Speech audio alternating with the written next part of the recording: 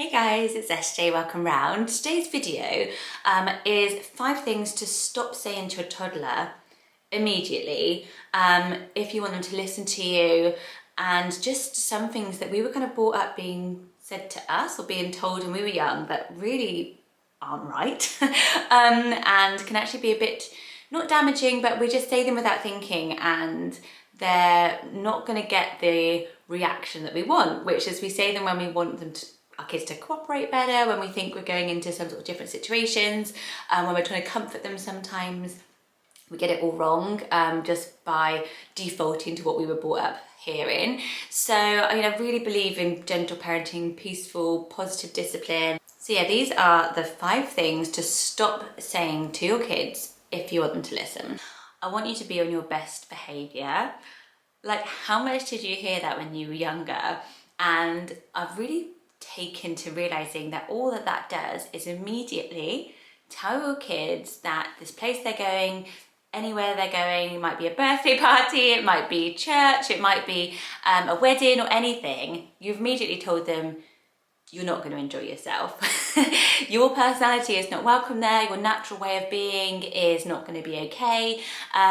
It immediately puts them in that back foot and sucks any type of enjoyment that they could have at that type of a place. And there are definitely places we all need to learn.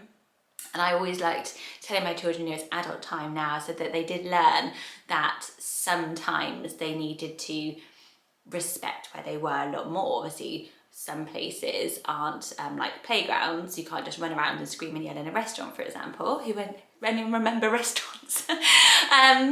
But being told to be on your best behaviour really doesn't work.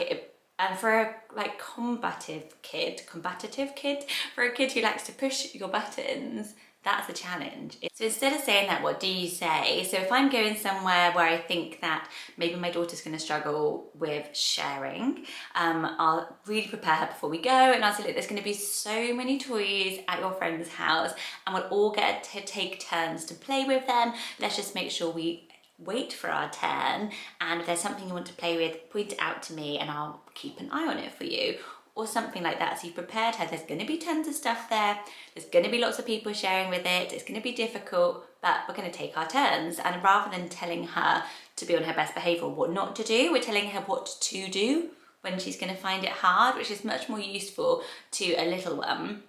And often we fall into, don't do this, don't do that again, I don't want to see you do this, if you do that we're not going to go straight home, and all the pressure's ramped on. Rather than saying when we get there, this is how to behave in those struggles. So yeah, think of your own sort of struggles that you have and just write down the positives. So I no longer say to my kids, you're not allowed any more toys, or you don't need any more toys. So you're probably thinking that means I buy them all the toys that they ever see and they ever want, but I don't. But I've learned over the years, oh my goodness, especially with my second child, he was like, couldn't take no for an answer. We know that about toddlers. So I learned this technique, and basically being told no, or you're not allowed, or you don't need, is again just very confrontational language. So what I do say instead though, which seems to work really well, fingers crossed all the time for me, is let's put that on your wish list. So the first thing I do is I'll pay attention to it. So often she'll be something that she's seen, it might be an advert on telly or something she sees when we're in the blinking garden centre that I now can no longer go to, because it's basically just toy shop with plants.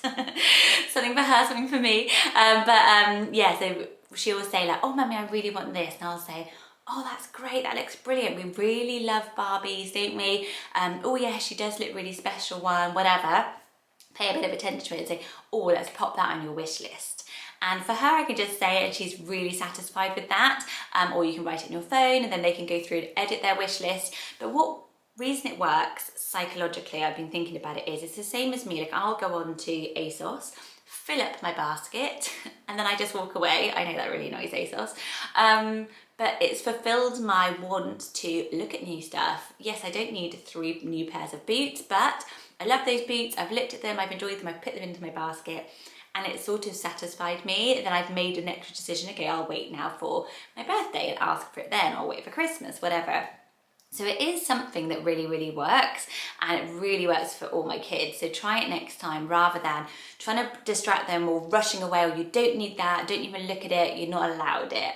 I no longer say to my kids that they've done a good job.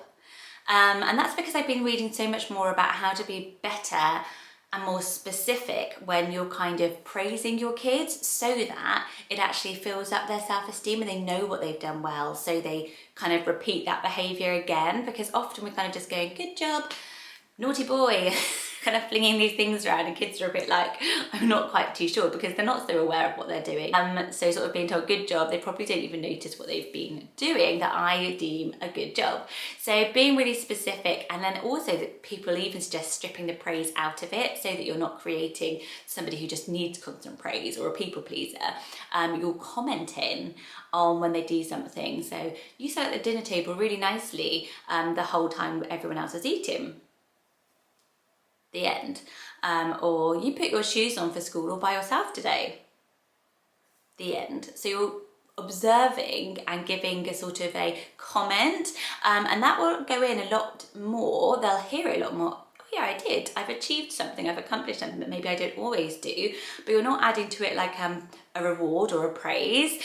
They'll take that on board a lot more, and it will raise their self-esteem and self-confidence to try those new things again, because you've commented on it. So I think it's really interesting, and if you try it out for like this week and let me know how it goes, it really works. I don't say to my kids, because I said so, or whatever mummy says goes, which was classic default for me. I was like, oh no, it just is not very helpful. It's so authoritative parenting, controlling, and actually it's better, because then when our kids, then we go, why are my kids so stubborn? They won't take no for an answer, they'll just fight against me. Is because you've shown them actually no, full stop, no explanations, firm, and then they'll copy that behaviour. So rather than doing that, I've really sort of been trying to focus on modelling flexibility, modelling give and take, and being able to U-turn around my kids' days, because they're so like sponges. And if you think about how often you've said something and the kids say it back, it's like exactly in your sort of tone of voice, or the little phrases that you say, they repeat back to you. And it's just because they're absorbing everything we say, and they're absorbing everything we do and how we act. So if we're very stubborn and firm and kind of bring them along on our bad days, our bad mood days, they're going to do the same to us. So how do we model it? It's being a bit flexible. Like sometimes, they're in the bath and it's the end of bath time, it's getting late towards bedtime. You can say something like, I can see you're really, really enjoying the bath and you don't want to get out right now. That's okay for tonight. Why don't I read you your story while you're in the bath? And then you've shown them that's okay. We can adapt, we can be flexible, we can follow, rather than just saying, it's the end of bath time and having that awful row. Just think, how big a deal is this? Can I pivot it? Can I still kind of salvage my evening by reading the story while you're in the bath? Is also important. Modelling that their feelings actually matter to you, and that next time that they're asked to do something, they will try and model that back to you because you've shown them how that's how we behave in this house. This last one is quite specific to girls, but I think it's a really, really important one, because I read this article and this just kind of, I felt like, God, everyone needs to read this article, and it was a few years ago now, and it said how we need to stop saying to our daughters, he pulled your hair, that's because he likes you, or he hit you, that's because he fancies you. And for a long time that was like an okay thing to say, and I don't know if you've heard it until recently, but certainly I heard it a lot. I even heard it like around the playground, so my kids were little, and my oldest was little, and I just kind of kept thinking about this article where she said, at what point do we then change that conversation when our teens are with a boyfriend? He hit you. Is that because he likes you? Does that mean he loves you? That is the language of abuse. I do it because I love you so much. We need to strip that right out of any type of being acceptable language. Never say that to our children. I've become really firm with my children that if somebody treats you mean, you don't have to be friends with them. A lot of school systems sometimes say, well, like, spend some more time together, they want to be friends, maybe it's just a kind of a bit of a jealousy thing and trying to get in with a gang. It's like, actually, no, that's not good enough. If a child is horrible, as in hitting my child, which is the situation I got into at school, between the boys, boy hitting my son, and I was told, why don't you have a play date with him, because maybe it's like a one-on-one thing would be better. Absolutely not. No. As I said to my son, if somebody hits you, you do not befriend them. They're not a very nice person and you don't need them in your life. Anyway, rampage, but I just think it's so interesting. So those are 5 things to stop saying to your toddler right away. I really hope that they've been helpful and the positive examples have been helpful. I do a lot of gentle parenting and positive discipline videos here on my channel, so do hit subscribe and like, and do say hi in the comment section below. I'll be doing a few more coming up, so I don't want you to miss them. I'd love to have you as part of the community here, and I'll see you on my next video. Bye guys.